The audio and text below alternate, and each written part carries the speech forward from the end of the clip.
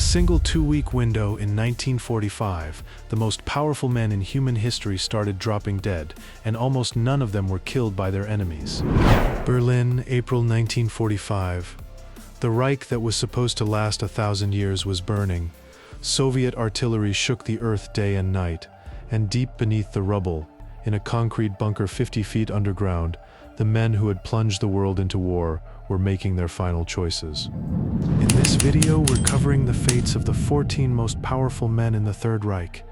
Their deaths fall into 3 categories: suicide, execution, and most disturbingly, escape. The sheer number of suicides is staggering. When the regime collapsed, the men who had ordered the deaths of millions chose to end their own lives rather than face justice. That tells you everything about who they really were. Let's start at the very top. The collapse of the Third Reich unfolded with stunning speed in the final months of 1945.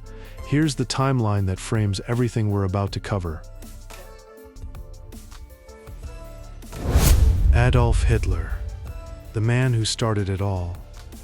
By April 1945, his 1,000-year Reich had lasted 12 years and was crumbling from every direction. Soviet forces were less than a mile from the Reichstag. Hitler had retreated to the Führer bunker, a cramped, damp concrete maze 50 feet below the Reich Chancellery Garden. On April 29, 1945, Hitler married his longtime companion Eva Braun in a small ceremony in the bunker map room.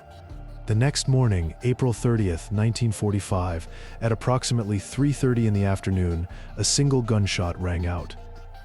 Hitler had shot himself through the right temple.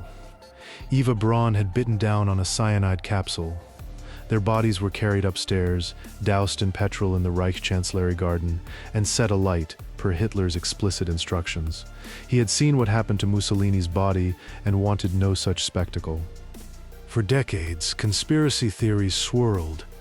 Did Hitler escape to Argentina? To Antarctica? The Soviets, who recovered the remains, kept their findings secret for years, fueling the myths. But DNA testing in 2018 confirmed the teeth recovered by Soviet forces matched Hitler's dental records. Hitler is dead. Confirmed. April 30th, 1945. Next, Heinrich Himmler. As head of the SS and architect of the Holocaust, Himmler was arguably the single most dangerous man in the Third Reich after Hitler himself. He oversaw the murder of 6 million Jews and millions of others.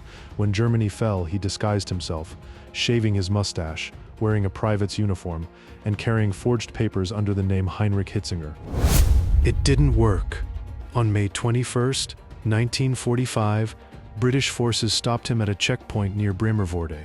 He was taken to a holding facility at Nuremberg. When British intelligence officer Captain Tom Sylvester noticed the prisoner's face matched Himmler's description, he ordered a medical examination. Himmler bit. May 23, 1945. Himmler, the man who built the death camps, died in a British Army facility, never facing a single day of trial. Joseph Goebbels, Hitler's propaganda minister, was one of the few top Nazis who chose to stay in Berlin to the very end. He was fanatically loyal. When Hitler died, Goebbels briefly became Chancellor of Germany for a single day, but he had no intention of surrendering. On the evening of May 1st, 1945, Goebbels and his wife Magda did something almost incomprehensible. They had their 6 children, ages 4 to 12, sedated and then killed with cyanide. Magda reportedly administered the capsules herself. The children's names were Helga, Hildegard, Helmut, Holdine, Hedwig, and Heidrun, all dead. Goebbels and Magda then walked up into the Reich Chancellery Garden. He shot her, then himself. Soviet soldiers found their bodies the next morning, partially burned, still recognizable. It was May 1st, 1945. The man who had told Germany that total war was the only path had chosen total destruction for his own family. Now for a story with a twist. Hermann Göring, founder of the Gestapo, commander of the Luftwaffe, once designated as Hitler's successor, was actually captured alive. He surrendered to American forces in May 1945, almost cheerfully. He expected to be treated as a dignitary. He was wrong. Göring was tried at Nuremberg, where he proved to be the most formidable defendant, sharp, defiant, and theatrically brilliant. He nearly ran rings around the Allied prosecutors, but the evidence was overwhelming. He was found guilty on all 4 counts and sentenced to death by hanging. The night before his scheduled execution, October 15, 1946, Göring bit down on a cyanide capsule. He was found dead in his cell at 10:44 p.m. To this day, no one knows with absolute certainty how he obtained the capsule. It was his final act of defiance, denying the Allies the satisfaction of executing. 3 of the most powerful men in the Third Reich, Hitler, Himmler, Göring, all died by cyanide or self-inflicted gunshot. None of them faced the gallows. That pattern is not a coincidence. The psychology here is revealing. These men had spent years projecting absolute power and racial superiority. Capture meant humiliation, being paraded before the world as criminals. Suicide was, for them, a final assertion of control, a last act of cowardice disguised as defiance.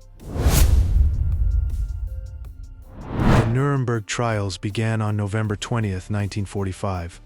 24 major Nazi leaders were indicted on charges including crimes against peace, war crimes, and crimes against humanity, a charge that had never existed in international law before.